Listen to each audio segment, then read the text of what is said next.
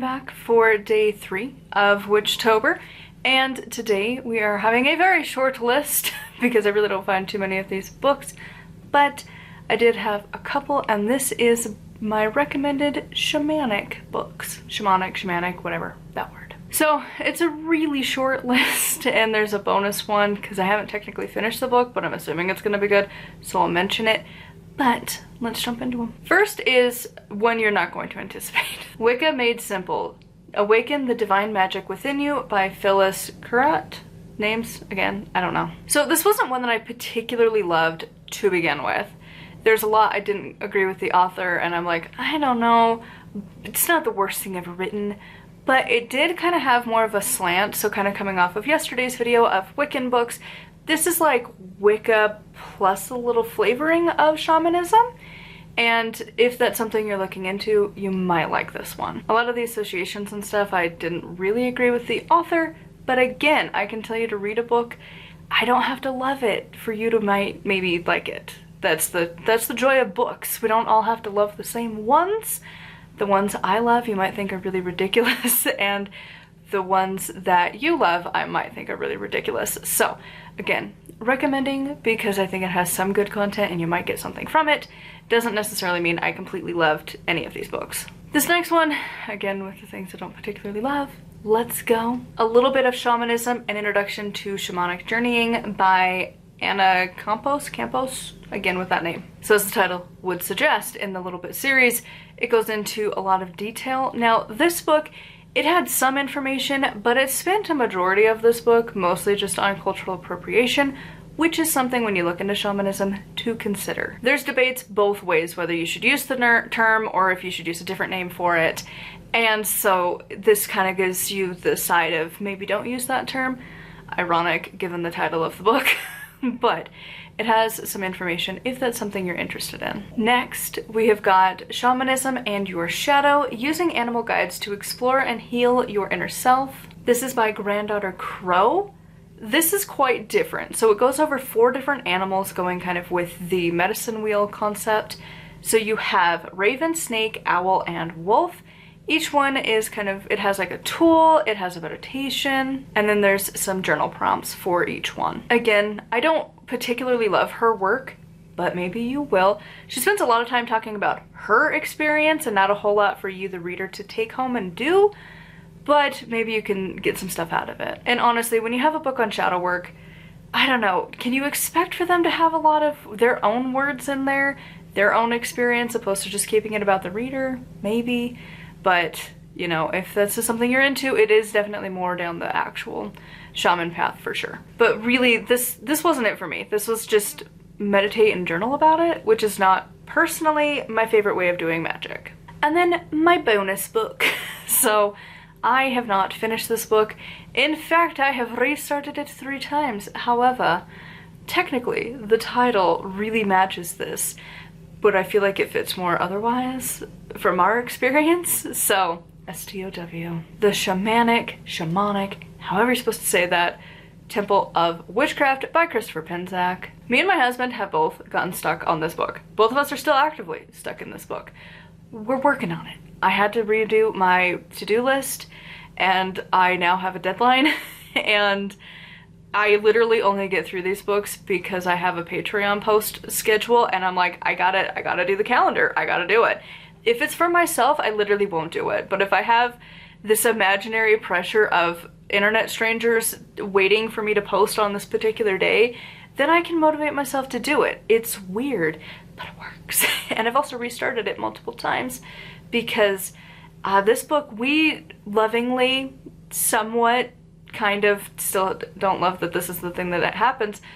It's technically shamanism. Is it though? Because me and my husband both have the same response, and he even talks about it in the book. We call it the Shadow Temple of Witchcraft because this is the book of a lot of shadow work, and it's supposed to bring up a lot of emotions, so it could also kind of fall into that sort of work. But it does go into a lot of the traditional things that you would associate with shamanism, working with a world tree, working with, you know, the upper, middle, and lower worlds, going to different realms, and such and so forth. I haven't finished it. I will by the end of the year, but I have tried it a handful of times, especially the first parts, which is how I do all of his books. I don't know why I have such problems, but here we are. And so it seems to be a really good book, but I felt weird being like officially including it because I haven't finished it. But I think it's safe to say it'll probably be a good one if that's a topic you're into. So yeah, those are the short list. I'm so excited to edit this one. The other two have been so long. This was one take. This is one bout with the camera. It didn't overheat, it didn't run out of space, didn't do nothing. It's awesome. Don't worry, we have some that are gonna be so long, I don't know how long the video is gonna be. Because literally it's like 2 pages on my Google Docs, so it's gonna take forever. So anyways, those are my books that I would recommend to you. Well, not my books.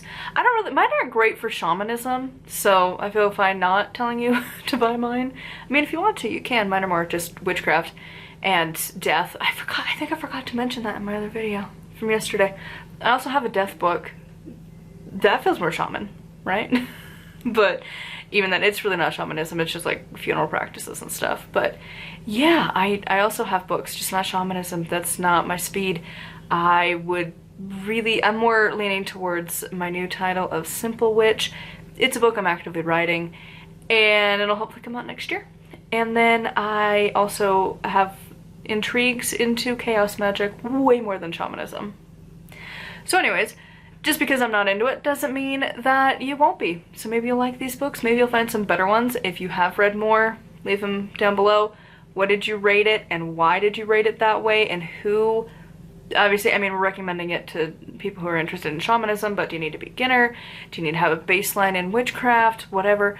Leave that sort of information below. If you want to check out the full reviews to the books that I have mentioned, minus the last one, because like, obviously I'm still working on it, but they will be linked on the blog post in the description. And yes, it is the full, just get you to the blog post. I also will probably have the standard one that goes out, because it auto-populates your description, you know? And then I just enter down at the bottom and just add the new stuff that I need every time. So that's where it's going to be posted. Anyways, thank you to my Patreon peeps for your support, and until next time, hopefully you are enjoying Witchtober, and I think soon we're gonna have our double upload days because I am working on Banned Book Week. Actually, let's look. We're at the end. It's fine, if you want to leave, that's cool. Okay, so let's see, this goes out maybe on the 3rd, I think. So anyways, starting on the 5th is when we're gonna start talking about banned books. This one messed me up, by the way. This feels shamanism, kind of. Animal work. Just how you can take a metaphor for animals and apply it to living in the US right now. It's great. Read that book. It's a good banned book. Go read it. Especially if you live here in the US. Oh my god, you should read it. It should be mandatory reading, but the people who need to read it will not get the message, I'm sure, so yay! But yeah, Banned Book Week is coming, so we're gonna have double uploads during that week. I'm reading all banned books. Well, not all of them, holy crap, that's a long list. But I'm reading one per day, and we're starting off with Animal Farm, and the next one I'm gonna be reading is Of Mice and Men. I remember reading that one in high school, and then I remember I got to the very last page, and it was like, what? Yeah, I just remember that. All of the other details, pretty blurry. It's been like well over a decade. But that ending page, I remember. There's a few times where you're reading a book and you have to set it down because you're like, what just happened? I have only had that a few times, and the one was from Of Mice and Men, and the other was, I don't even remember which book it was, but I think it was like 10 in the Cirque du Freak series. There was one chapter, situation, kind of in the middle, I think, that it messed me up so bad. I had to reread it so many times to be like, this did not just happen. This is not, what did you do? Like, where you're yelling out loud at a book. That's where I was at. So I don't have those very often, so it'll be fun to do that with Of Mice and Men again and just sit there and be like, oh my god. But maybe it's gonna hit different. Now I'm an adult and not a teenager. So anyways, Banned Book Week is coming soon. And yeah, until next time, thank you for coming along, and blessed be.